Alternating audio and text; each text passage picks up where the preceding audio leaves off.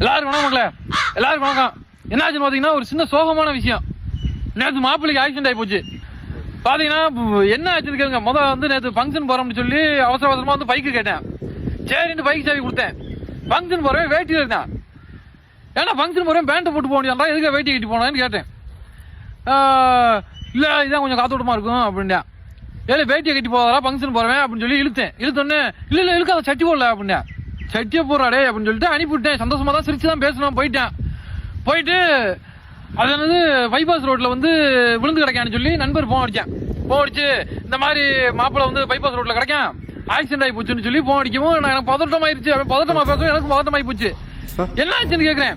இல்ல ஆளுக்கெல்லாம் சாதாரணம் இல்ல, சின்ன கீரல் கூட இல்ல, தப்பிஸ்டாப்ல ஆனா அப்படின்னு சொல்லி இழுத்தோன்னு என்னடா ஆச்சு ஆனா என்னடா அப்படின்னு கேக்குறேன். என்ன செஞ்சிருக்கு மூதேவி, பைபாஸ் ரோட்ல இந்த வேட்டி இருக்குல்ல, வேட்டி கட்டி போனாப்ல, அந்த வேட்டிலாம் கிழிஞ்சு முண்டை கட்டியா கடந்திருக்கான். சரியான கூட்டமா, பைபாஸ் ரோடே கூட்டமா. இந்த வீடியோ எதுக்குன்னு பாத்தீங்கன்னா அதுக்கு செத்துருக்கலாம். சட்டி போட்டு போயிருக்கணும். இல்ல அந்த முண்டமா கிடக்கிறதுக்கு செத்துருக்கலாம்.